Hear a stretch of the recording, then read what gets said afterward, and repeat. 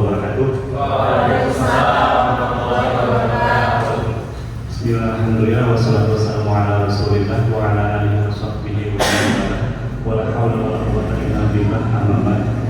Alhamdulillah rabbil alamin. Syukur menjadikan kehadiran ilahi Rabbi karena berkat rahmat, karunia sehat, karunia Islam dan karunia iman, kita semua dapat berkumpul di tempat yang luar biasa ini dalam kaitan dengan tugas aksi nyata dari Bapak Ilham Fadilah SPD Guru Penggerak Angkatan 7 kali ini.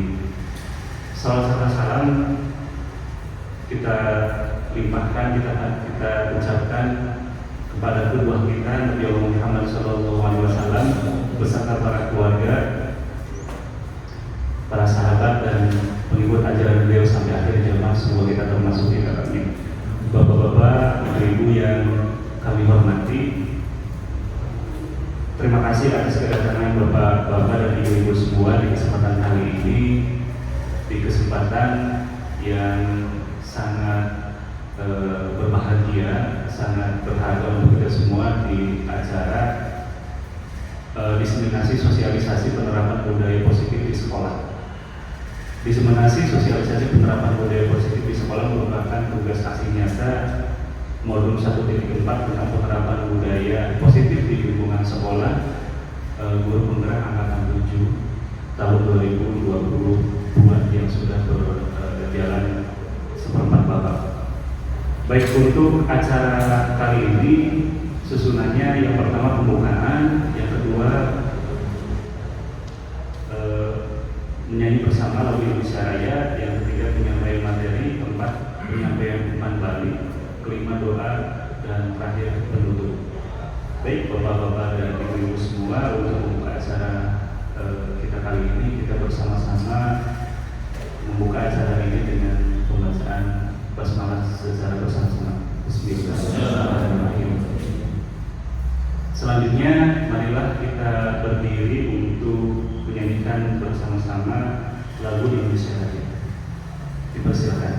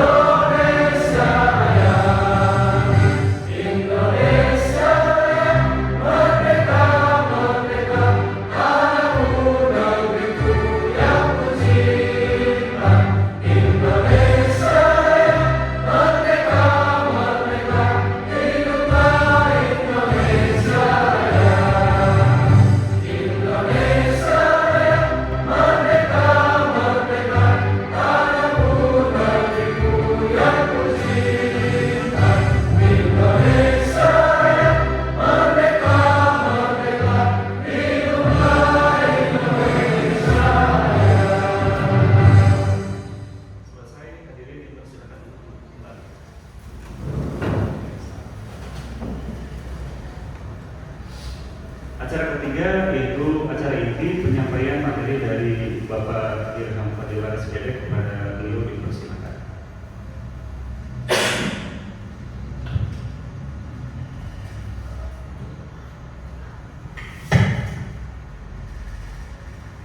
Assalamualaikum warahmatullahi wabarakatuh. Waalaikumsalam warahmatullahi wabarakatuh. Kurang kompak ya, sekali lagi. Assalamualaikum warahmatullahi wabarakatuh.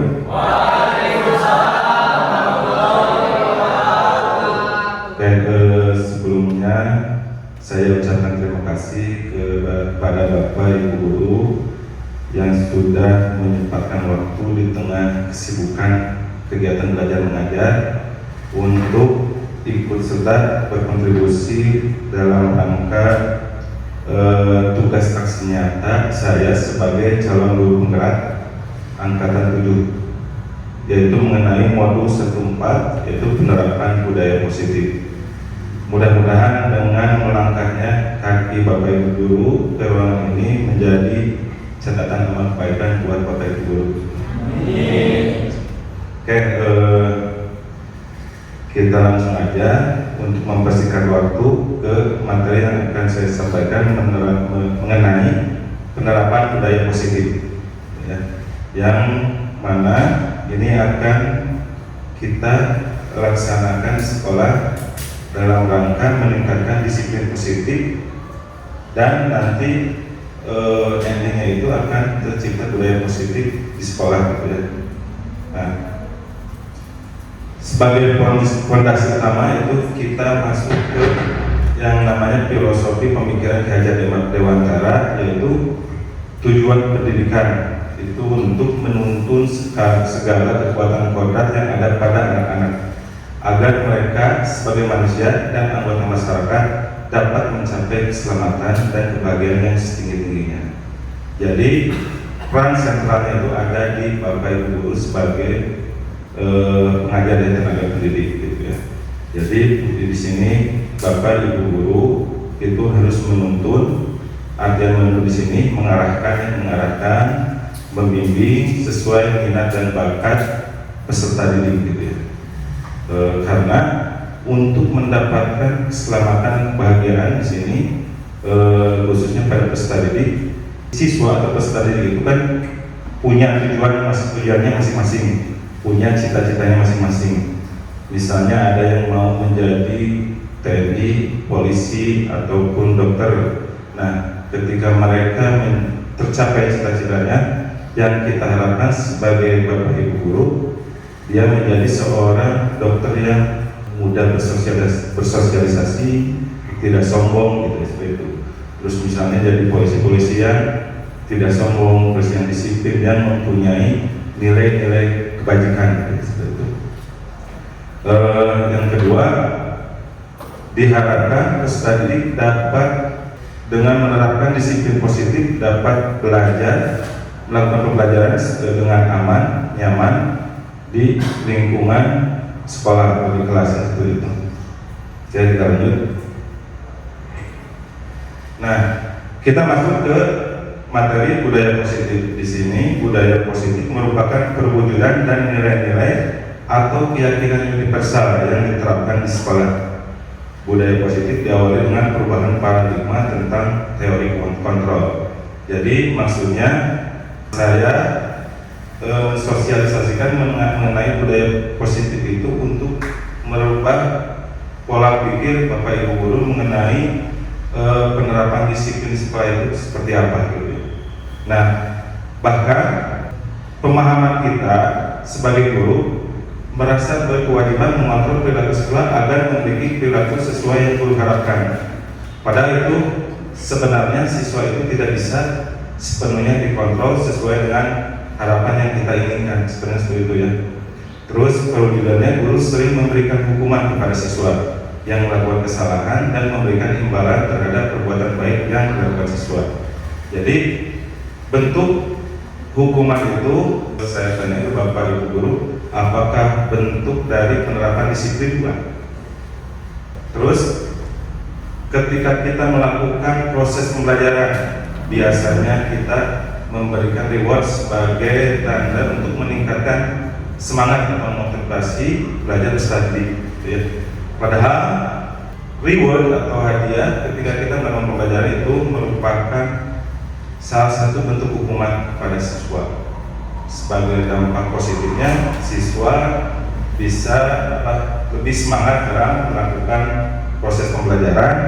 Tapi di sisi lain, ketika kita tidak memberikan reward kepada peserta didik, motivasi belajar siswa biasanya menurun, ya. Atau misalnya nggak ada reward, nggak ada hadiah dari guru, jadi siswa pemahamannya ngapain gitu, nggak dikasih lagi hadiah dari guru, jadi semangatnya tidak itu yang tidak terkontrol seperti itu.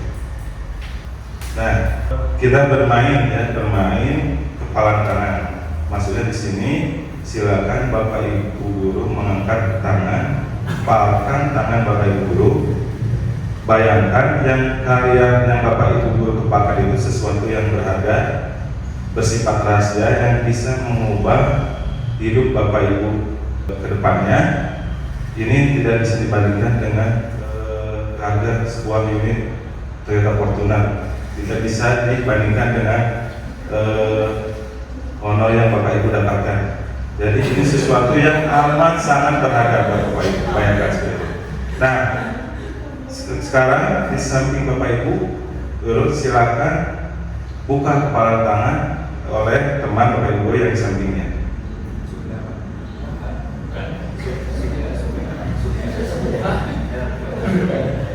Mau dibuka atau tidak?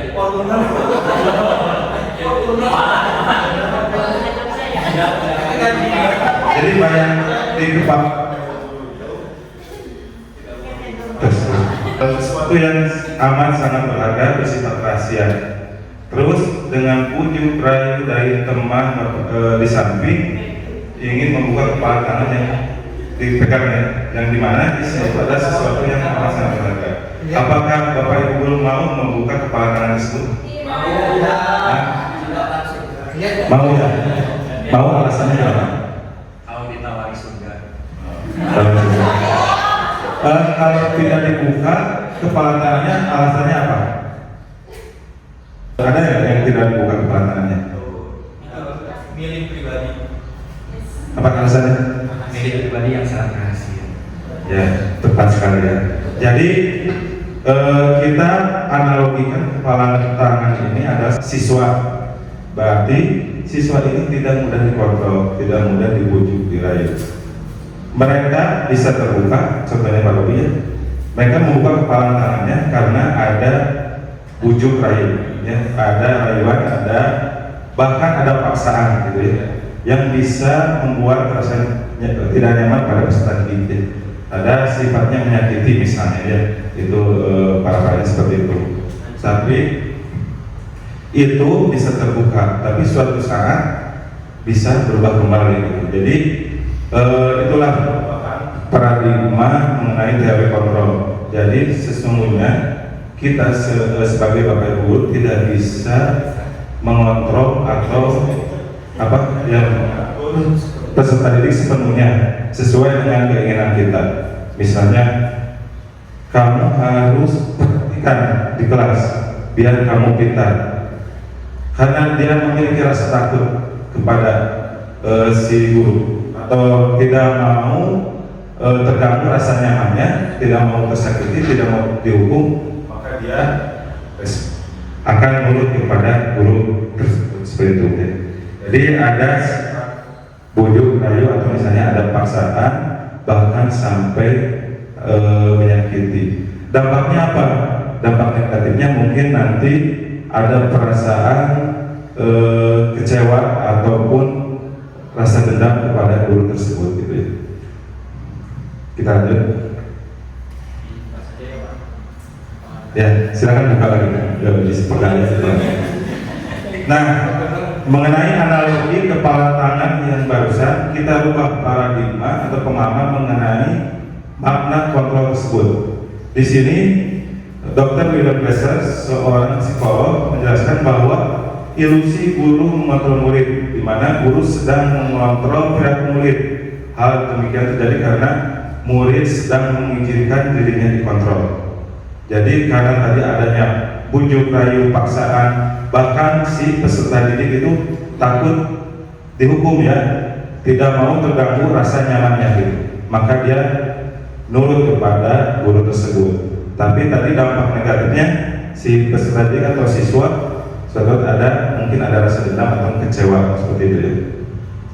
Terus yang kedua, ilusi bahwa semua penguatan positif, efektif dan bermanfaat, di mana usaha untuk mengontrol dan mempengaruhi murid agar mengulangi suatu perilaku tertentu dalam jangka waktu tertentu. Di sini murid pasti menyadarinya dan mencoba untuk menolak ujukan kita atau tergantung pada pendapat sang guru untuk berusaha. Jadi di sini guru memberikan nasihat misalnya atau penguatan positif yang dirasa siswa itu bermanfaat. Jadi dia nurut gitu ya pada guru tersebut. Ketika si guru tersebut tidak ada, kepada guru yang lain itu beda lagi gitu ya. Dia tidak mau nurut ya, terkait pemahaman mengenai hal-hal yang bermanfaat seperti itu. Terus yang ketiga, ilusi kritik dan membuat orang bersalah dapat menguatkan karakter, di mana menggunakan kritik dan rasa bersalah untuk mengontrol murid menuju pada identitas gagal. Ini maksudnya seperti apa? Misalnya kita menghukum siswa, kamu itu kalau lagi belajar misalnya lagi main handphone, coba perhatikan, kamu itu misalnya mengganggu teman-teman kamu, misalnya mau pintar di mana, kamu nggak sayang sama orang tua kamu yang sudah mencari rezeki atau mencari uang untuk membiayai kamu sekolah di sini. Itu secara tidak langsung menimbulkan rasa bersalah pada siswa tersebut, gitu, seperti itu. Jadi ada dampak negatif ketika kita memberikan teguran kepada siswa yang seperti itu. Terus yang ketiga, yang keempat, ilusi bahwa orang dewasa memiliki hak untuk memaksa, di mana orang dewasa percaya bahwa mereka memiliki tanggung jawab untuk membuat murid-murid berbuat hal-hal tertentu. Pada saat itu pula, orang dewasa akan menyadari bahwa perilaku memaksa tidak akan efektif untuk jangka waktu panjang dan sebuah hubungan permusuhan akan terbentuk. Begitu ya. Kita ambil contoh misalnya ketika kita memberlakukan siswa untuk datang ke sekolah itu menggunakan helm. Nah, ketika anak datang ke sekolah, dia memakai helm, tapi di dalam perjalanan helmnya digantung, nggak dipakai. Berarti itu tidak timbul kesadaran pada siswa. Oleh karena itu, tugas kita sebagai Bapak Ibu Guru memberikan pemahaman supaya dari sisi intrinsiknya dia menyadari bahwa menggunakan helm itu adalah sebagai keselamatan ya, dalam berkendara. Jadi, saya tahu nih, saya harus pakai helm karena biar selamat di perjalanan. Atau misalnya kita tegur anak tersebut, kenapa kamu nggak pakai helm? Nggak apa-apa Pak. Terus kalau kamu nggak pakai helm, nanti kamu tidak razia sama polisi. Nanti kamu didenda. Nah, berarti kita menimbulkan rasa ketakutan pada siswa tersebut. Siswa tersebut akan memakai helm tersebut karena ada rasa takut untuk dirazia. Gitu. Jadi tugas kita adalah menimbulkan dari sisi motivasi, sisi intrinsiknya ya, menimbulkan kesadaran bahwa memakai helm tersebut adalah sebagai keselamatan kalian untuk berkendara, seperti itu. Oke, kita lanjut selanjutnya. Nah, menurut Stephen R. Covey, di sini bagaimana seorang bisa berubah dari paradigma stimulus respon kepada pendekatan teori kontrol, gitu ya. Dimana bila kita ingin membuat kemajuan perlahan, sedikit-sedikit ubahlah sikap atau perilaku Anda. Namun bila kita ingin memperbaiki cara-cara utama kita, maka kita perlu mengubah kerangka acuan kita. Ubahlah bagaimana Anda melihat dunia, bagaimana Anda berpikir tentang manusia. Ubahlah paradigma Anda, skema pemahaman dan penjelasan aspek-aspek tertentu tentang realitas. Jadi tanpa kita sadari, oleh saya sendiri sebagai guru, Bapak Ibu semua, kita memberikan rangsangan atau stimulus ya, yang diharapkan si peserta didik tersebut sesuai dengan harapan kita, gitu ya. Inputnya itu, outputnya itu sesuai dengan harapan kita. Padahal tidak bisa kita menyesuaikan keinginan kita dengan si peserta didik, gitu ya. Kita harus tahu posisi kita, terus kita harus memposisikan juga kita sebagai peserta didik. Apakah ketika kita ngasih nasihat, ketika kita memberikan nasihat, apakah sesuatu yang bisa menerima atau tidak, gitu ya. Jadi kembali lagi kita harus hati-hati dalam memberikan pemahaman atau nasihat kepada siswa. Jangan sampai ada rasa tidak nyaman atau memberikan rasa bersalah. Nah, mengenai paradigma stimulus respon dan kontrol bisa kita lihat untuk yang selama ini kita lakukan sebenarnya adalah banyaknya di kontrol atau pendekatan stimulus respon, di mana realitas kebutuhan kita sama, padahal di teori kontrolnya realitas kebutuhan kita berbeda. Jadi kita tidak bisa menyamakan kebutuhan yang kita inginkan, keinginan yang kita inginkan kepada siswa. Pada siswa tersebut realitas kebutuhannya berbeda. Selanjutnya, semua orang melihat hal yang sama, padahal setiap orang memiliki gambaran yang berbeda.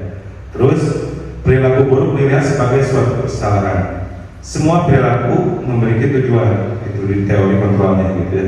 Jadi kita harus pahami kalau kita harus identifikasi terlebih dahulu ketika si anak membuat kesalahan gitu ya. Jangan sampai kita langsung menjudge bahwa anak tersebut bersalah gitu ya.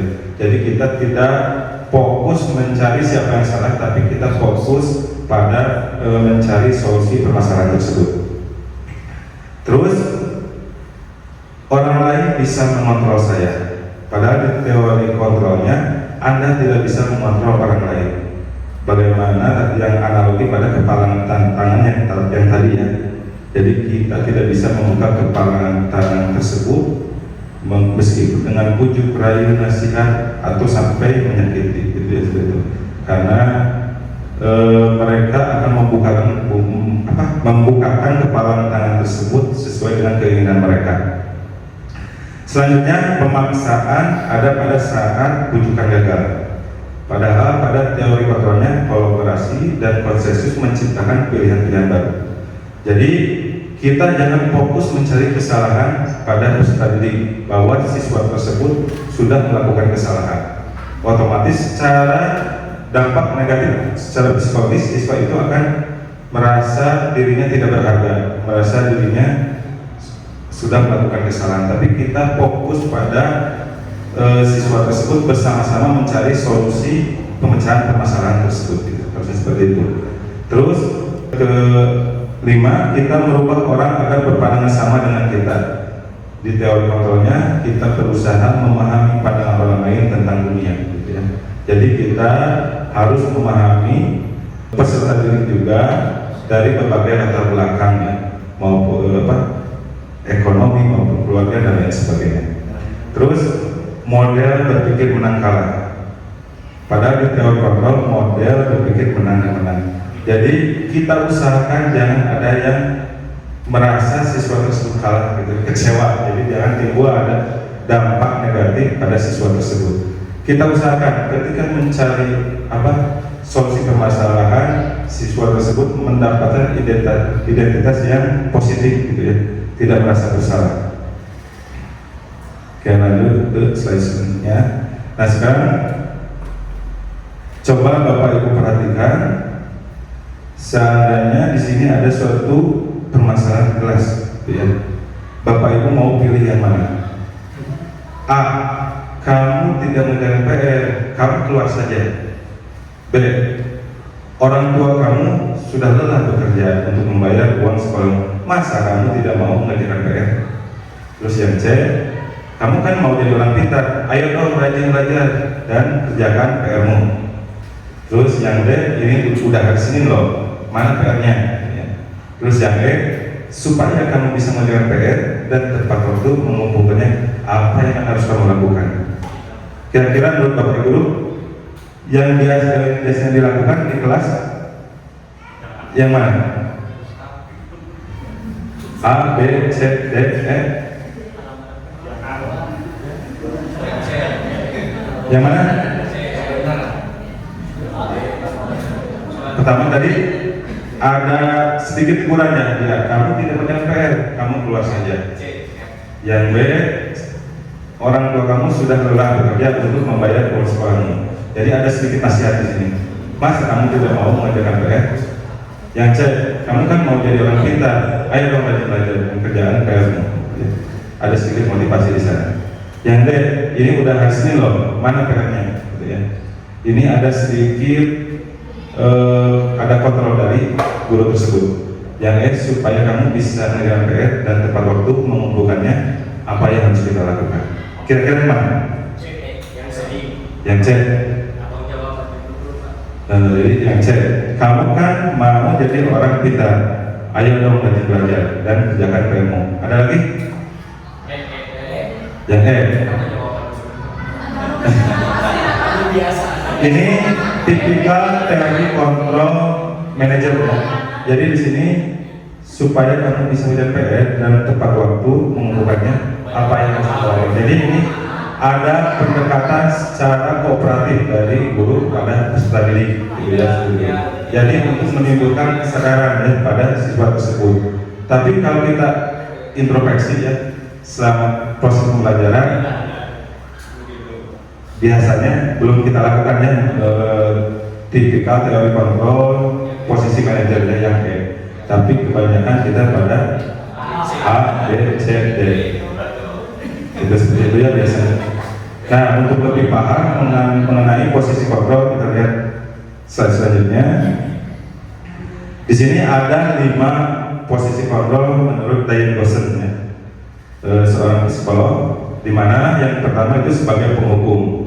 Penghukum biasanya nada suaranya tinggi, bahasa tubuh, mata melotot, dan jari menunjuk-nunjuk menghadap. Efeknya pada siswa marah, mendendam, atau bersifat agresif. Contoh ada siswa kadi mandi, kenapa kebaran? Buat apa kasihan? Ingat bu, kadi ini mau penting. Itu apakah treatment seperti itu bisa mendidik pada siswa? Tidak ya? Nah, malah akan menimbulkan rasa kecewa, dendam. Bahkan ketika kita sudah menjemput siswa tersebut, dia membawa sepeda motornya di gerung-gerung kamar itu ya. Kita ambil kasus seperti itu. Kita lihat ya, di sini outputnya pada siswa jadi marah ya seperti itu. Meskipun tidak memperlihatkannya pada guru yang menghukum tersebut, tapi di sisi lain siswa jadi dendam.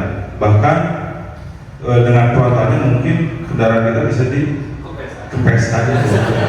Itu sering terjadi gitu ya. Kita lihat contohnya.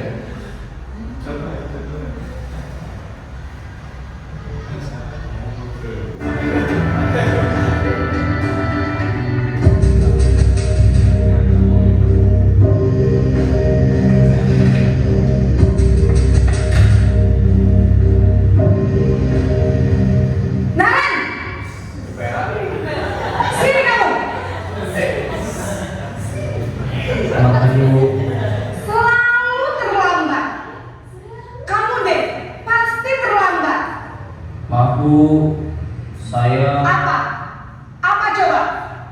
Alasan kamu apa lagi? Kapan sih kamu tidak terlambat? Malas sekali ya kamu jadi anak. saya Dasar pemalas. Gak kapok-kapok sih kamu. Sudah berapa kali terlambat? Sana, kamu keliling lapangan basket 2 kali. kenapa saya harus keliling lapangan basket, Bu? Kenapa? Kamu melawan ibu? Berani-beraninya jawab. Sudah terlambat, masih berani jawab pula. Sekarang, keliling lapangan basket 5 kali sekalian. Biar kapok. Cepat. Pergi sana ke lapangan basket. Oke. Di sini bahkan si guru tipe penghukum ini tidak memberi kesempatan siswa tersebut untuk memberikan argumen, tidak memberikan kesempatan mereka untuk berpendapat, memberikan alasannya, sehingga dampak negatifnya tadi siswa kan jadi kecewa ya kepada guru tersebut, marah, bahkan sampai dendamnya. Parah-parahnya bersifat agresif seperti itu. Terus yang kedua, pembuat rasa bersalah. Di sini nada suaranya lebih lembut kepada siswa tersebut. Aduh, saya kemana teh? Benar rokok gitu misalnya. Nyawa rokok teh itu mengenal dari siswa itu. Jadi nada lembut, tapi dia memberikan rasa bersalah gitu ya, kepada siswa tersebut. Kita lihat contohnya. Di sini efeknya hasilnya murid merasa bersalah ya.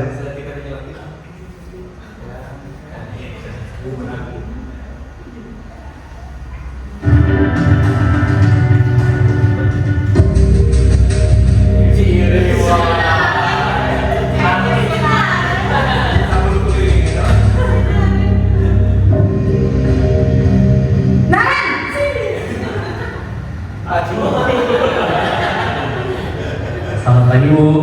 Naren, kamu kenapa terlambat lagi nak? Ya Tuhan Naren, kamu senang ya bikin ibu susah ya? Kalau kamu terlambat lagi, nanti ibu yang ditegur bapak kepala sekolah nak. Disangka ibu tidak bisa membina kamu. Duh, gimana ini? Maaf Bu. Duh Gusti Naren, kamu suka ya kalau ibu ditegur bapak kepala sekolah? Terus, sekarang ibu harus tulis apa yang di buku absen? Ini kamu sudah sering terlambat loh. Ibu harus apa coba? Maaf Bu. Maaf sekali. Ya sudah, lain kali jangan bikin ibu susah lagi ya nak ya. Ibu tidak akan kuat lagi kalau kamu begini terus. Bisa jantungan kalau ibu ditegur bapak kepala sekolah. Sana cepat ke kelas. Maaf ya Bu. Maaf sekali.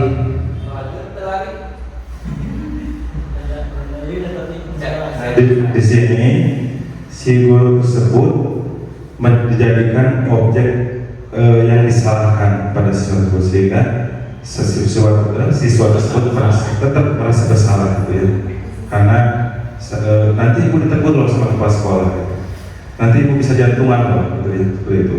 Nah itu tetap dia menanamkan rasa bersalah pada siswa tersebut gitu ya. Terus yang ketiga, posisi teman. Kita lihat di sini biasanya guru memposisikan sebagai teman. Ini bagus nggak? Kalau misalnya kita sebagai tenaga pendidik, sebagai guru memposisikan kita sebagai teman kepada peserta didik, sebenarnya bagus nggak?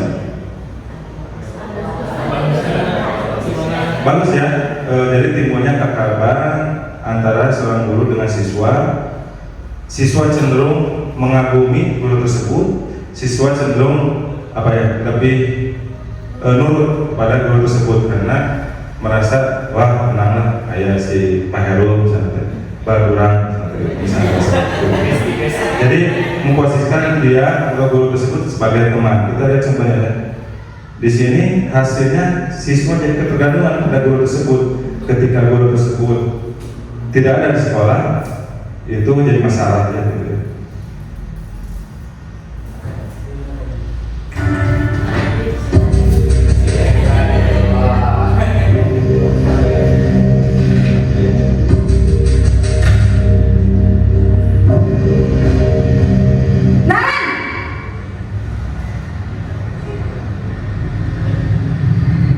Selamat pagi Bu. Wah, sudah jam berapa ini nak? Terlambat lagi ya sayang. Iya Bu. Habis ibu saya udah ngomong ke saya Bu. Kamu malah menyalahkan ibu kamu. Kamu bukannya anak yang larinya paling kencang. Kok terlambat sih? Iya Bu. Saya memang terlambat bangun tadi. Jadi biarpun saya lari kencang, tetap gak kejar Bu. Ya sudah sana. Nanti lain kali larinya lebih kencang lagi ya. Biar gak terlambat lagi. Bikin senang ibu demi ibu. Bisa kan? Bisa lah Bu. Ya sudah sana masuk kelas. Ibu beresin urusan absen kamu. Kamu ini ada-ada saja. Ya, itu untuk posisi teman. Jadi outputnya itu timbul kedekatan antara seorang guru dengan peserta didik ya. Jadi guru bisa mengatur atau menasehati siswa tersebut dengan mudah.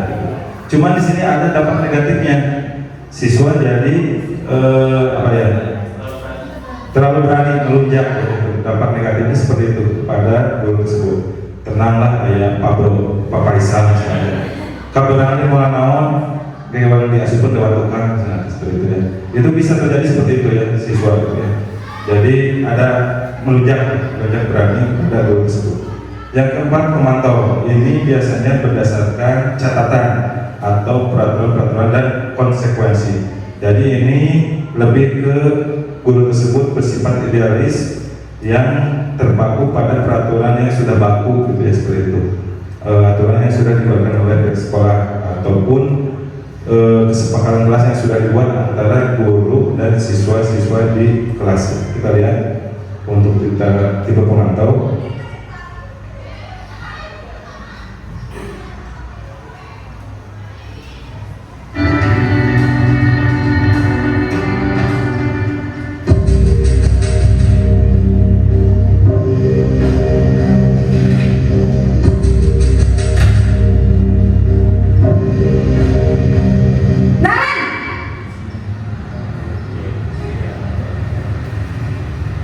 Selamat pagi Bu.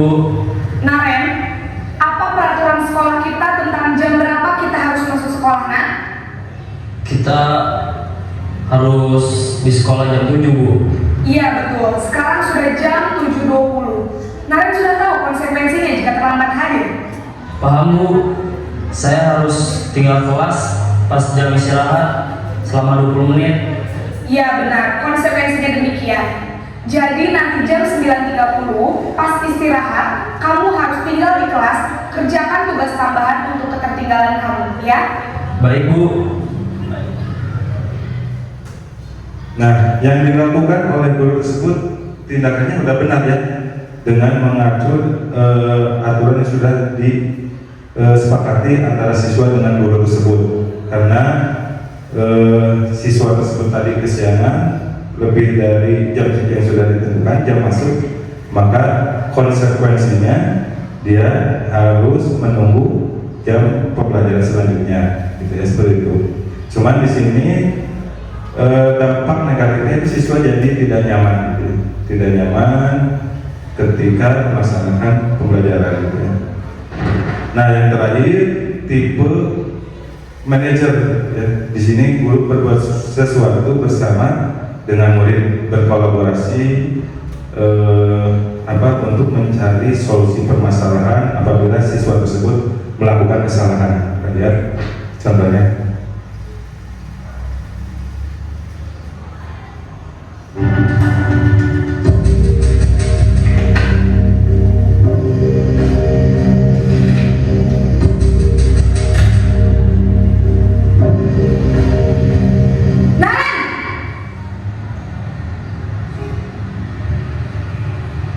Selamat pagi Bu.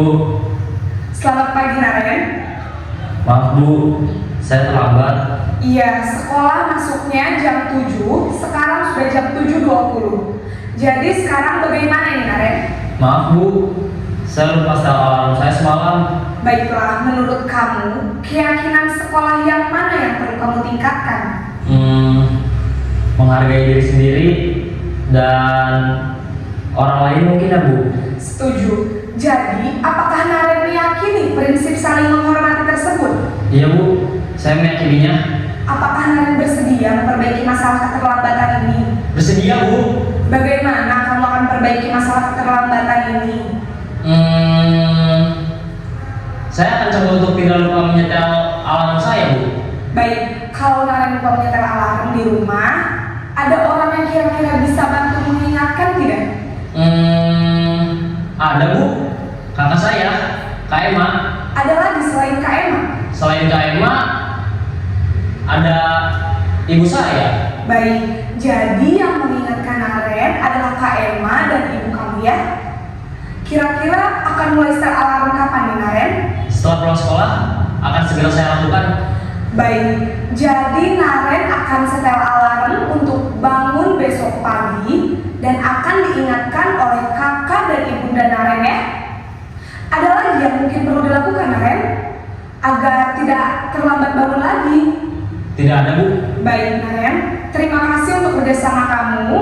Sekarang kamu perlu kembali ke kelas untuk belajar. Baik Bu, terima kasih. Oke, untuk teori control manager di sini guru memberikan sifatnya tawaran ya, memberikan siswa tersebut kesempatan untuk mencari solusi permasalahan yang sudah dia lakukan gitu, dengan memberikan berbagai alternatif yang pastinya memberikan nanti outputnya memberikan pemahaman kepada siswa mengenai nilai-nilai kebajikan. Nah, itu mengenai 5 posisi kontrol, kira-kira Bapak Ibu guru ada di mana? Bisa kita introspeksi bersama-sama. Ya, ada di tipe penghukum, pembuat rasa bersalah, teman, pemantau atau manajer, gitu ya, seperti itu. Kalau kita lihat ya, perbedaan antara kalau kita lihat posisi kontrol pada manajer ya, antara emak-emak di Amerika dengan emak-emak di Libanon atau di Indonesia. Kita lihat, kalau misalnya anak kita berlarian naik tangga ke tereker, dia jatuh. Emak-emak Indonesia kayak mana? Astagfirullahaladzim, cek mau ulah ke tereker, gitu ya. Kan gitu, balik gitu ya. Jadi cilaka nurut karmate seperti itu ya, biasanya seperti itu. Beda halnya dengan mama yang di Amerika, misalnya di Amerika. Kemudian hari ayo ke di sana, let's try it again with mommy, misalnya seperti itu ya. Jadi ada istilahnya dia memposisikan diri sebagai manajer gitu ya. Sedangkan kalau kita hidup sebagai guru maupun sebagai orang tua, kadang ada rasa teori kontrol sebagai penghukum pada anak tersebut gitu ya. Kudu berapa? Tuh nya cek magnetis dulu, nurut ke materi salah satu itu ya, sambil ciwik misalnya seperti itu. Jadi, nah ini sebagai peranan introspeksi kita sebagai guru gitu ya, pada siswa. Kita lanjut pada selanjutnya. Nah, kita masuk ke poin disiplin. Ketika kita mendengar kata disiplin, apa yang terbayang di benak Bapak Ibu? Apa yang terlintas? Kalau mendengar kata disiplin, tegas, terus lagi hukuman ya, disiplin hukuman, aturan, sifatnya harus patuh gitu ya. Biasa seperti itu ya. Korelasinya biasanya ke peraturan atau tata tertib gitu. Ujung-ujungnya pasti kembali lagi ke hukuman pada siswa tersebut ya. Seperti itu untuk kata disiplin. Padahal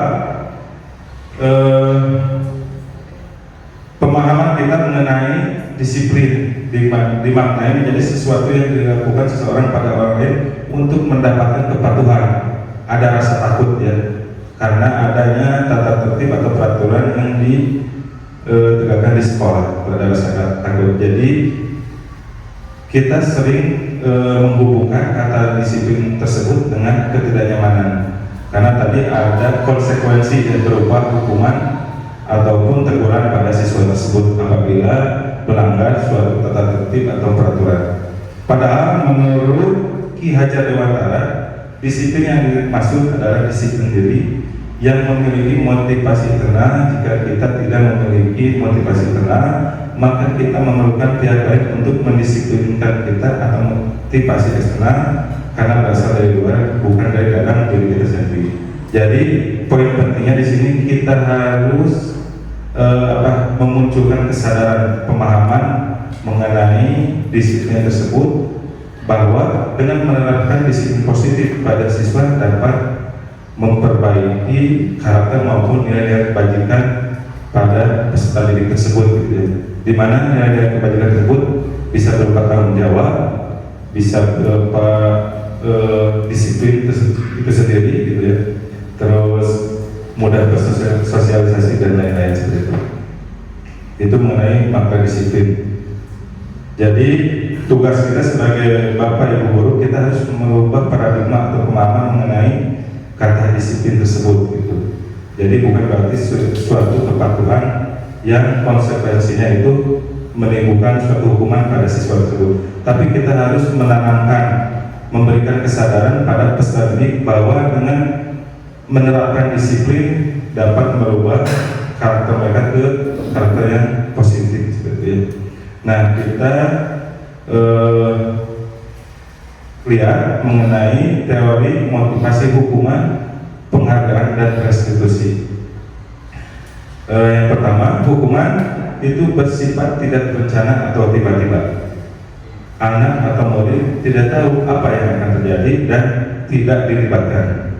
Hukuman bersifat satu arah dari pihak guru yang memberikan, dan murid hanya menerima suatu hukuman tanpa melalui suatu kesepakatan atau pengarahan dari pihak guru, baik sebelum atau sesudahnya. Hukuman yang diberikan bisa berupa fisik maupun psikis.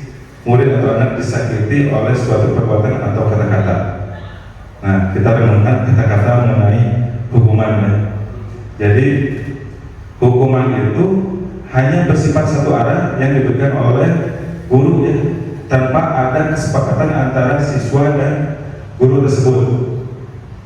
Nah, oleh karena itu perlu adanya suatu keyakinan kelas atau kesepakatan kelas yang disepakati antara siswa dengan gurunya. Sebagai contoh, misalnya kita menegakkan aturan bahwa siswa yang masuk ke lingkungan SMK Negeri Karanggaru harus memakai helm, gitu ya. Ketika dia tidak memakai helm, dia diberi hukuman dengan mendorong sepeda motor tersebut tanpa dinyalakan, misalnya 2 kali, 3 kali, seperti itu. Nah, sebelumnya itu ada keyakinan dulu, ada kesepakatan dulu dengan siswa. Nah, kita harus koreksi dulu, identifikasi dulu mengenai hukuman yang kita atau konsekuensi yang kita berikan pada peserta didik, gitu ya. Alangkah lebih baiknya kita memberikan edukasi, sosialisasi dahulu kepada peserta didik agar timbul kesadaran bahwa dengan tidak memakai helm itu akan mengancam keselamatan si peserta didik tersebut, gitu. Jadi timbulkan kesadaran pada siswa tersebut. Jadi jangan semata-mata kita memberikan hukuman, nembok budak itu pakai helm, duduk, dorong motor 20 ya, ambil ujian SPP. Tapi kita berikan pemahaman kepada siswa tersebut bahwa dengan tidak memakai helm itu bisa mengancam keselamatan mereka dalam berkendara. Kalau misalnya kita main hukum-hukum di lapangan, misalnya tanpa memberikan pengarahan, siswa tersebut akan melakukan kesalahan lagi, gitu ya. Dia tidak mau terganggu rasa nyamannya, dia tidak mau dihukum, tidak mau disakiti. Jadi kadang dia tidak dipakai helmnya, tapi ketika di depan dipakai helmnya karena ada rasa takut kepada guru tersebut, gitu, takut dihukum, seperti itu. Nah, dampak negatifnya seperti itu. Jadi tugas kita adalah memberikan pemahaman dalam segala permasalahan yang terjadi pada siswa. Terus selanjutnya mengenai konsekuensi, sudah terencana atau sudah disepakati, sudah dibahas dan disetujui oleh murid dan guru. Pada konsekuensi, murid tetap dibuat tidak nyaman untuk jangka waktu pendek.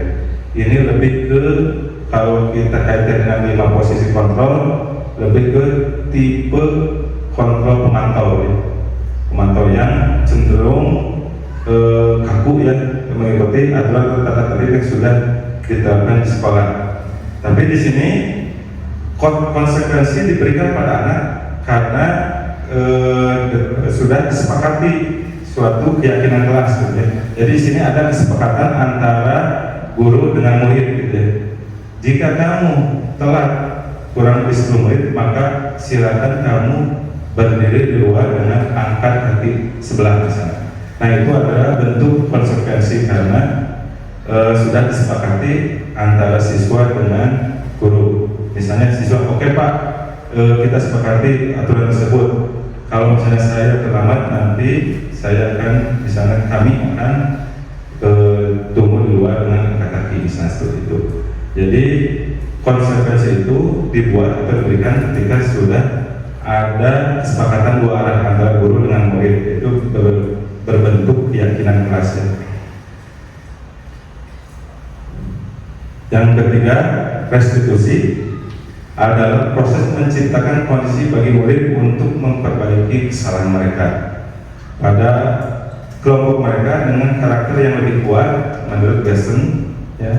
Terus restitusi juga merupakan proses kolaboratif yang mengajarkan murid untuk mencari solusi untuk masalah mereka dan membantu murid berpikir tentang orang seperti apa yang mereka inginkan dan bagaimana mereka harus memperlakukan orang lain. Kembali yang tadi ya, ini untuk pola penyelesaian secara kooperatif pada siswa. Tapi ada pertanyaan seperti ini, Pak, untuk siswa teknik otomotif itu tingkat kesolehannya berbeda dengan siswa akuntansi misalnya seperti itu. Tingkat kesolehannya berbeda. Soleh-solehnya budak TSN, budak otomotif kan beda dengan solehnya siswa akuntansi misalnya. Untuk pola treatment itu berbeda, Pak. Kita harus dengan nada tinggi misalnya, atau dengan teguran yang keras, bahkan sampai ada mohon maaf tamparan misalnya seperti itu ya. Nah, apakah itu memberikan dampak positif pada siswa? Ya, secara langsung itu, secara psikologis itu memberikan dampak negatif itu. Apakah siswa tersebut menjadi dendam kepada guru tersebut? Gitu ya. Jadi bahan introspeksi buat kita semua ya. Saya sendiri pernah melakukan, misalnya untuk memberikan treatment pada siswa, apalagi siswa tersebut merupakan saudara salam mulu gitu misalnya. Berani aja main tampar atau apa gitu ya, karena saya merasa punya tanggung jawab bahwa anak tersebut harus berhasil gitu. Harus berhasil ketika keluar dari sekolah ini. Tapi mungkin dengan cara yang salah gitu ya, cara yang salah.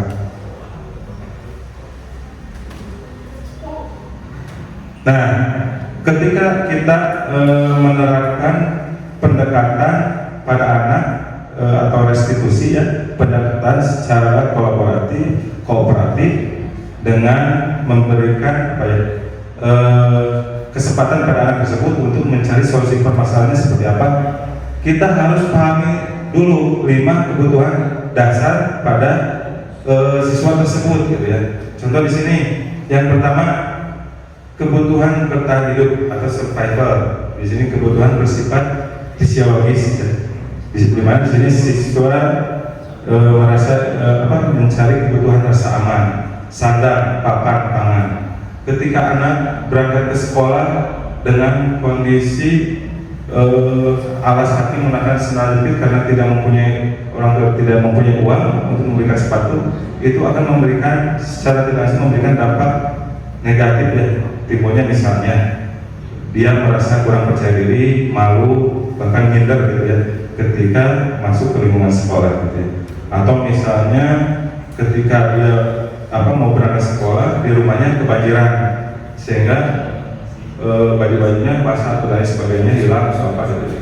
Itu akan memberikan dampak pada siswa tersebut ketika dia masuk ke lingkungan sekolah melakukan pembelajaran. Dia akan merasa tidak nyaman, timbulnya berbagai pikiran gitu yang dia pikirkan gitu ya, permasalahan yang dia pikirkan. Terus yang kedua, kebutuhan dasar merasa diterima, love and belonging, dimana keinginan untuk tetap terhubung dengan orang lain. Jadi kadang kita lihat ya, di lingkungan sekolah ada siswa yang cenderung melakukan tindakan bullying ya, bullying atau mengejek gitu ya. Nah itu biasanya berarti kita harus identifikasi dulu kebutuhan dasar yang tidak terpenuhi oleh mereka itu apa gitu. Karena dia melakukan bullying, mungkin dia kurang kasih sayang, kurang perhatian di keluarganya. Jadi kita harus identifikasi dulu kebutuhan dasar apa sih yang tidak terpenuhi oleh siswa tersebut, baru kita bisa memberikan treatment atau restitusi ya, pada siswa tersebut. Nah seperti itu. Jadi merasa diterima atau love and belonging ini perlu kita pahami gitu ya, dengan kondisi atau gestur karakter siswa tersebut. Terus yang ketiga, kebebasan atau freedom, kebebasan dalam membuat pilihan. Biasanya ini siswa tersebut ingin merasa dihargai di kelas tersebut ya, mencari perhatian kepada guru gitu ya. Atau misalnya ketika melakukan pembelajaran dia tidak memperhatikan dengan misalnya tiduran di kelas gitu, di atas meja gitu, tanpa memperhatikan guru tersebut memberikan materi pembelajaran. Biasanya dia ada salah satu kebutuhan dasar yang tidak terpenuhi, yaitu misalnya kebebasan ya seperti itu, atau karena terpaku aturan. Sering kita lihat siswa yang bajunya tidak rapi, tidak dimasukkan, atau misalnya kancingnya dibuka. Nah itu kita harus identifikasi siswa tersebut, kebutuhan apa yang tidak terpenuhi. Biasanya ada kebutuhan yang tidak terpenuhi yang terbentur dengan aturan di sekolah. Misalnya tadi kebebasan gitu ya, dia ingin bebas. Perlu kita tindak, perlu kita berikan pendekatan bahwa boleh kamu melakukan hal seperti misalnya baju dibuka atau kancing dibuka atau baju tidak rapi, tapi setelah kamu meninggalkan lingkungan sekolah, setelah kamu menyelesaikan proses kegiatan belajar mengajar misalnya gitu. Jadi berikan kita opsi dan berikan kita alternatif agar siswa itu diberikan rasa nyaman, diberikan kesempatan untuk membuat keputusan gitu. Karena untuk jenjang tipe SMP kan itu siswa udah cenderung ke arah dewasa dan bisa membedakan mana yang baik, mana yang benar, mana yang salah. Terus yang keempat, kesenangan atau fun, keinginan rasa bahagia. Misalnya di sini dalam proses pembelajaran kelas, ketika kita memberikan materi di kelas, siswa tersebut asik dengan HP-nya sendiri, main game misalnya. Berarti ada kebutuhan yang tidak terpenuhi, tapi terbentur dengan kesepakatan keyakinan yang sudah dilaksanakan di kelas.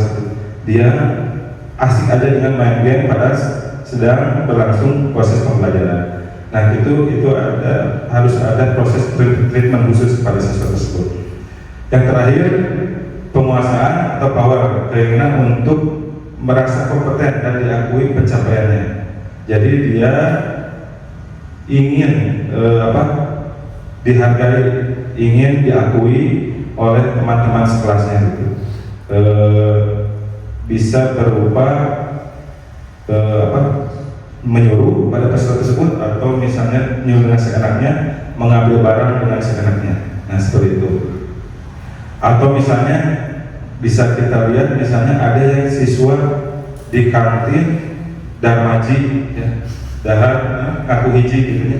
Nah itu kita harus pahami kebutuhan dasarnya apa.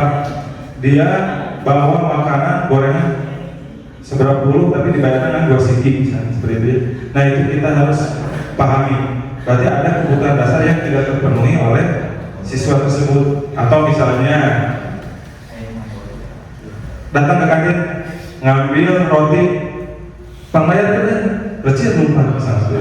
Nah itu ada kebutuhan dasar yang harus ada yang dipenuhi gitu ya, seperti itu. Pernah terjadi ya siswa seperti itu. Atau misalnya sering kita lihat siswa yang cenderung tidak mudah bersosialisasi, murung, penyendiri, tidak berkomunikasi dengan temannya, seseorangan gitu, cara ngobrol sesama teman, gitu, tidak punya teman. Gitu. Nah itu harus kita pahami kebutuhan dasar yang tidak terpenuhinya apa. Nah, jadi untuk memberikan pendekatan treatment atau restitusi kepada siswa yang bermasalah, kita harus terlebih dahulu memahami kebutuhan dasar apa yang tidak terpenuhi oleh siswa tersebut. Jadi, apakah bertahan hidup atau merasa diterima, kebebasan, kesenangan maupun penguasaan. Kalau bertahan hidup ini kan bersifat fisiologis, kalau merasa diterima, kebebasan, kesenangan maupun penguasaan ini bersifat psikologis gitu ya. Jadi kita harus menyentuh sisi psikologisnya. Itu. Kita lanjut. Nah yang terakhir mengenai segitiga restitusi, ini adalah suatu proses dialog yang dijalankan oleh guru atau orang tua agar dapat menghasilkan murid yang mandiri dan bertanggung jawab. Ini lebih ke posisi kontrol manajer ya. Jadi di sini ada 3 langkah untuk menyelesaikan siswa yang bermasalah. Pertama ada yang menstabilkan identitas. Langkah kedua, validasi tindakan yang salah. Langkah ketiga, meyakinkan keyakinan kelas. Kita ambil contoh, misalnya ada siswa yang kesiangan tadi ya. Dia kan si guru tersebut ada yang posisi manajer atau menerapkan segitiga distribusi. Pertama, menstabilkan identitas. Jadi si guru tersebut tidak menimbulkan rasa bersalah pada siswa tersebut. Dona, kenapa kamu terlambat? Alasannya kenapa gitu ya, seperti itu. Setiap orang pasti melakukan kesalahan. Termasuk Bapak pernah melakukan kesalahan misalnya seperti itu. Kira-kira kenapa kamu terlambat? Nah, jadi kita harus memberikan berupa pernyataan atau pertanyaan yang mengembalikan identitas siswa tersebut yang merasa bersalah menjadi identitas berhasil. Jadi tidak menimbulkan rasa bersalah pada anak tersebut. Yang kedua, validasi tindakan yang salah. Di sini ada tentu pernyataan, kamu tentu punya alasan kenapa kamu melakukan itu, misalnya seperti itu ya. Atau ada cara yang lebih efektif untuk mendapatkan apa yang kamu butuhkan. Jadi kita berikan pemahaman atau berikan kesempatan kepada mereka untuk memberikan pendapat dengan cara memberikan sebuah pernyataan atau pertanyaan gitu ya, tanpa menimbulkan rasa bersalah pada anak tersebut. Terus langkah ketiga, menanyakan keyakinan. Setelah dia sadar terhadap kesalahannya, terus baru kita menanyakan keyakinan kelas pada siswa tersebut. Jadi keyakinan kelas apa yang telah kita sepakati. Jadi dia mengkorelasikan kesalahan tersebut, berarti dia terbentuk dengan nilai kebajikan apa? Apakah berupa tanggung jawab, rasa menghormati dan lain sebagainya. Atau apakah kamu ingin menjadi orang yang seperti apa? Saya ingin menjadi polisi. Oh, itu cita-cita yang luar biasa ya nak. Nah, untuk jadi polisi itu kamu harus menanamkan disiplin. Misalnya. Coba kamu belajar bangun pagi-pagi, bangun subuh misalnya seperti itu. Terus coba kamu persiapkan peralatan sekolah, jangan sampai kamu terlambat lagi. Jadi memberikan solusi permasalahan pada siswa tersebut. Nah, ini kita bisa terapkan selain kepada peserta didik di lingkungan keluarga juga sama. Gitu. Apabila anak yang melakukan kesalahan antara kakak dengan adik berantem, kita lakukan segitiga restitusi. Kenapa anak kamu berantem? Alasannya kenapa? Apakah kamu tahu ketika kamu memukul itu akan timbul rasa apa gitu ya, pada adik kamu? Rasa sakit mah seperti itu. Atau solusinya seperti apa gitu ya? Oh, saya tidak akan melakukan kekerasan, tidak akan berantem lagi dengan kakak saya. Ya, nah. Terus solusi apa lagi yang harus nilai kebajikan apa misalnya? Yang saya harus saling menyayangi antara saya sebagai adik atau saya sebagai kakak kepada adik saya seperti itu. Nah, itu bisa diterapkan seperti itu. Atau misalnya kita ambil contoh ketika seorang suami ibu atau istri bapak datang ke rumah jam 11 malam misalnya seperti itu ya, karena dia keasikan nongkrong, karena dia keasikan main karambol di tempat kerjanya misalnya. Jangan dikunci pintunya ya, jangan, tapi silakan masuk gitu ya. Misalnya bapak keasikan musik misalnya, atau misalnya keasikan main karambol, silakan bapak duduk. Kenapa bapak datang ke rumah terlambat?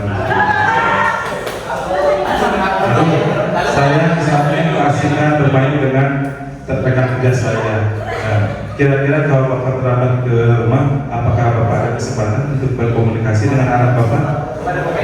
Atau bercanda misalnya? Karena anak bapak sudah menunggu loh di rumah. Boleh ya? Oh iya, maaf misalnya saya tadi keasikan karambol, berarti saya tidak menghargai waktu. Berarti saya rasa saya terhadap berkurang atau gimana gitu, mohon maaf. Mungkin nanti saya akan perbaiki besok lagi misalnya.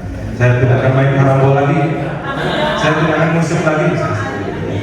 Nah, itu bisa kita terapkan di lingkungan keluarga tong misalnya astagfirullahaladzim jam 11 tuh Oke, Pak. balik kalau paling nah itu jangan sampai seperti itu. Nah itu biasanya diterapkan di sekolah curhat gitu. Nah itu ya. Jadi itu segitiga restitusi ini dapat menyelesaikan permasalahan siswa secara kooperatif tanpa menimbulkan rasa bersalah pada peserta didik. Begitu juga pada lingkungan keluarga. Bisa kita terapkan segitiga restitusi. Jadi kompasawai antara bapak dengan suami, dengan istri, ibu dengan suaminya sendiri. Bisa kita lakukan segitiga restitusi supaya kelangsungan rumah tangga kita berlangsung sampai akhir dunia akhirat. Kita lihat contoh segitiga restitusi ya. Ada satu contoh, ada seorang siswa yang melakukan kesalahan di mana guru tersebut melakukan pendekatan dengan segitiga restitusi.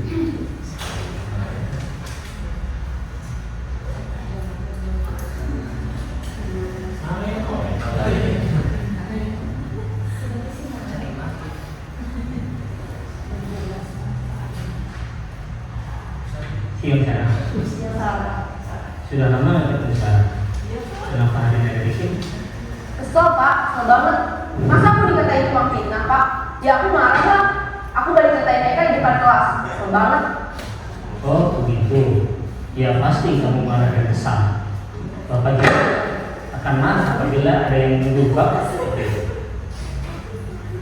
Kemudian pada saat itu kamu mau melakukan apa?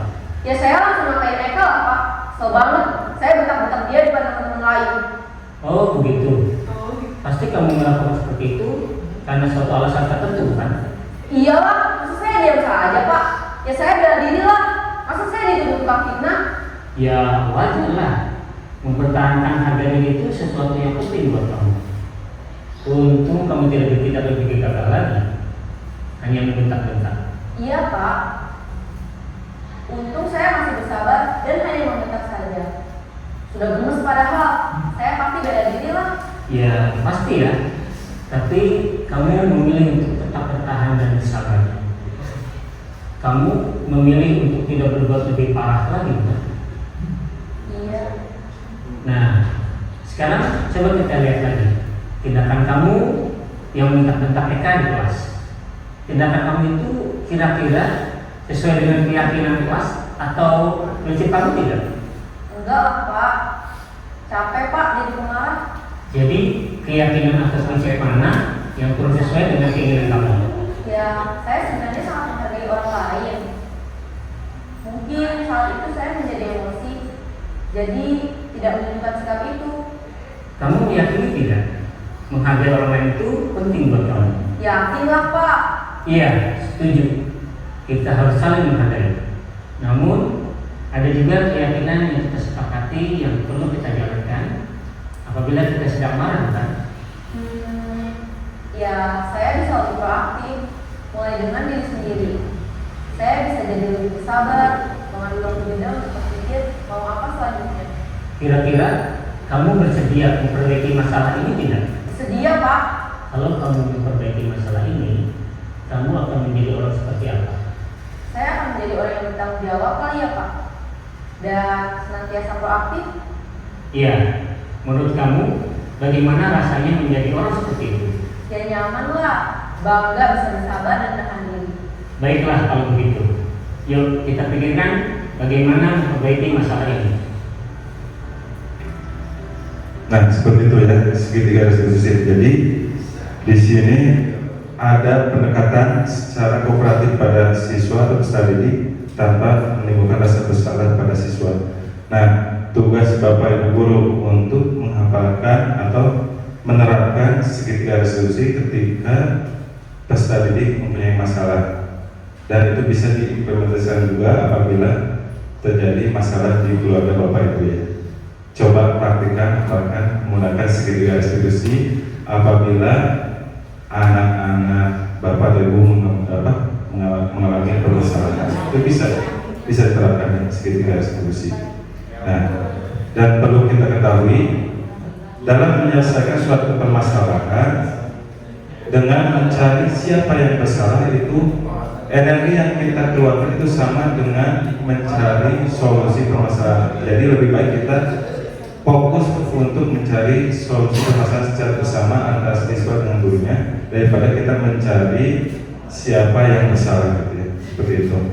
Nah, mungkin itu yang bisa saya sampaikan mengenai penerapan budaya positif. Namun sebelum saya tutup, mungkin ada mungkin di media status yang mungkin jadi bahan renungan buat kita selaku orang tua ataupun guru ya.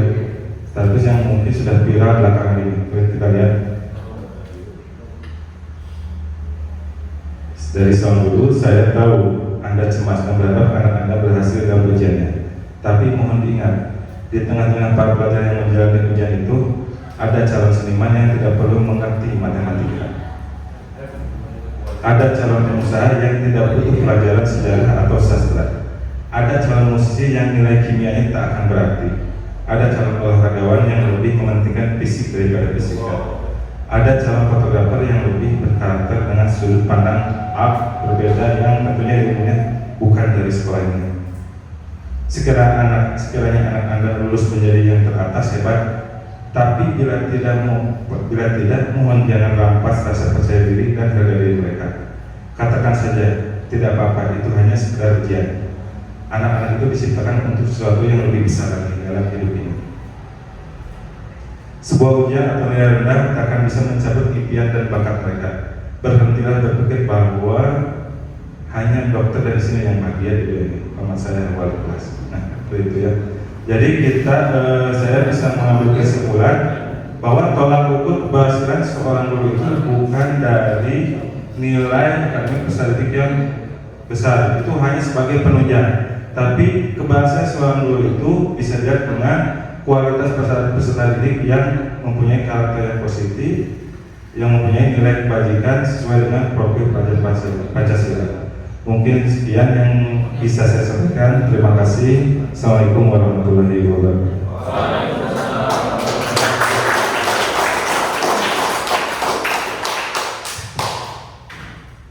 Sangat luar biasa bagusnya materi dari Balita beserta sudah hadir.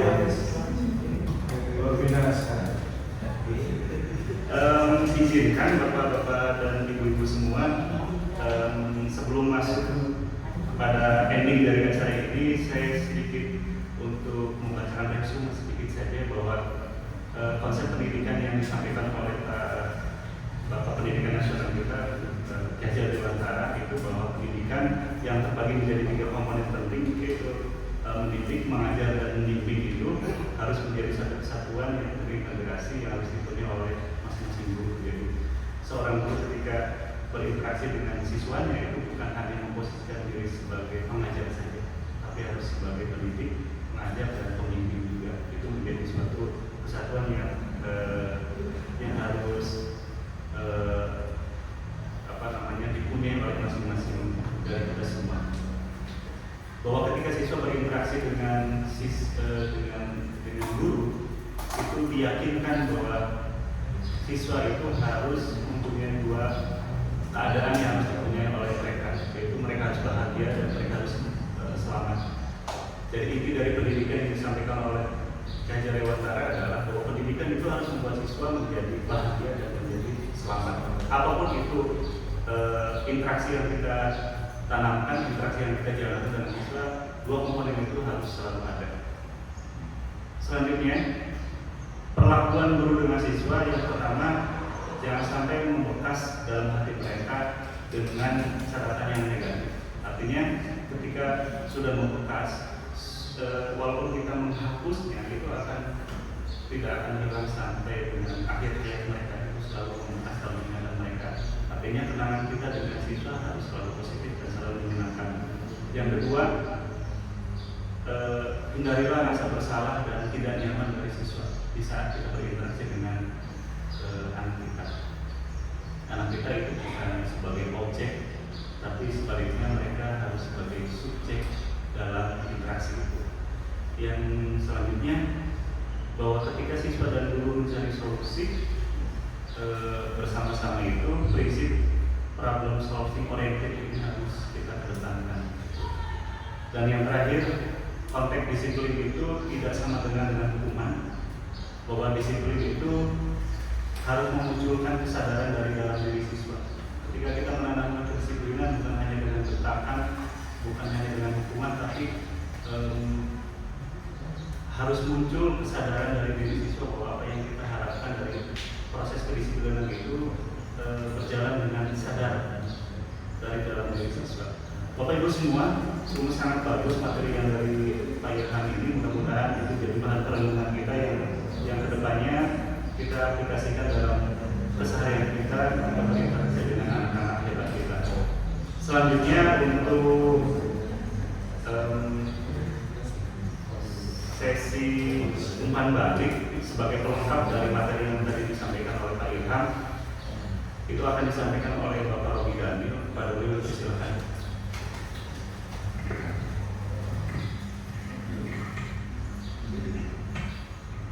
Bismillahirrahmanirrahim. Assalamualaikum warahmatullahi wabarakatuh. Sebelumnya saya berterima kasih kepada moderator yang telah mempersilahkan saya. Perkenalkan, nama saya Robi Daniel Dirgantara sebagai guru pengampu mata pelajaran PPKN. Di sini saya ingin menanggapi ataupun umpan balik dari presentasi yang telah disampaikan oleh Pak Irham terkait penerapan budaya positif. Sepertinya Bapak Ibu guru dan saya sangat setuju bahwa ada beberapa yang telah disampaikan menjadi bahan evaluasi untuk kita ataupun untuk sekolah kita dalam hal penerapan budaya positif, jadi polisi budaya positif. Kenapa? Karena setelah terlihat tayangan barusan, banyak hal yang memang dilakukan oleh kita sebagai guru masih jauh dari nilai-nilai yang bisa membangun siswa menuju kebahagiaan dan keselamatan yang menjadi tujuan pendidikan yang sudah disampaikan ataupun menurut pandangan Ki Hajar Dewantara itu sendiri. Mungkin ada sedikit harapan dari saya setelah materi ini. Harapannya kita sebagai guru berharap bisa menerapkan penerapan budaya positif dengan tadi strategi segitiga restitusi.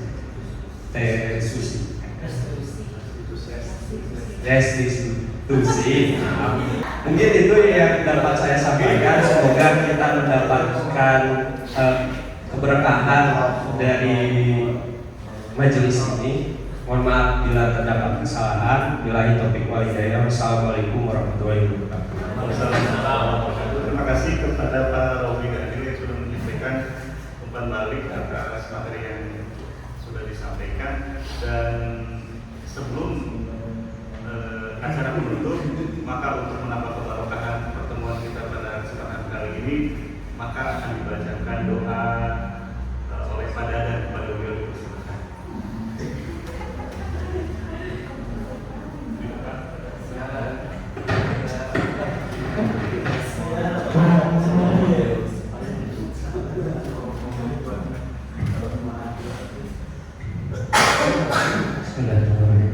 Assalamualaikum warahmatullahi wabarakatuh.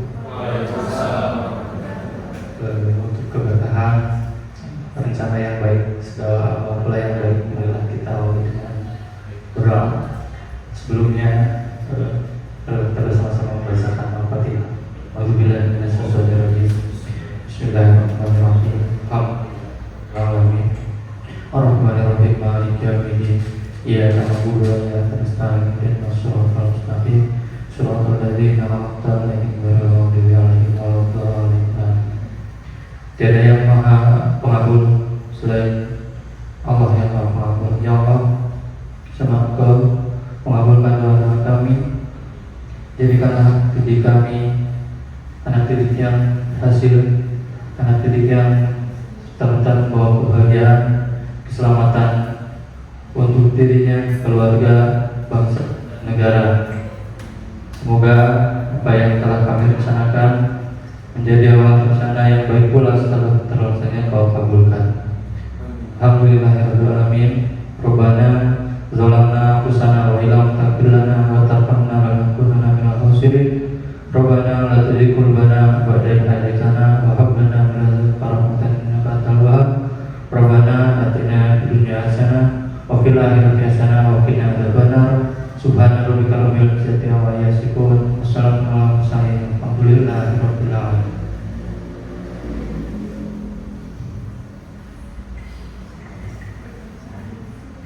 Terima kasih kepada dan atas doa yang tadi sudah dipanjatkan. Mudah-mudahan kebaikan, keberkahan akan Allah limpahkan untuk kita semua.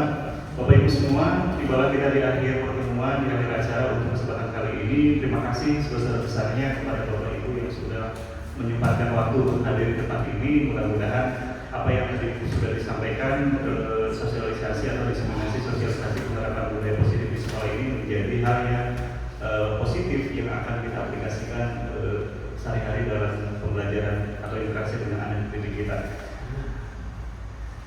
Penghargaan sebesar-besarnya dan setingginya diucapkan pula kepada pemateri kita yang sudah menyampaikan konten positif yang sudah beliau terima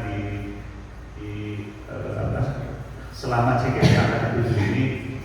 Mudah-mudahan beliau tetap diberi semangat, kesehatan sehingga menuntaskan CGP Angkatan 7 sampai dengan selesai. Terima kasih banyak.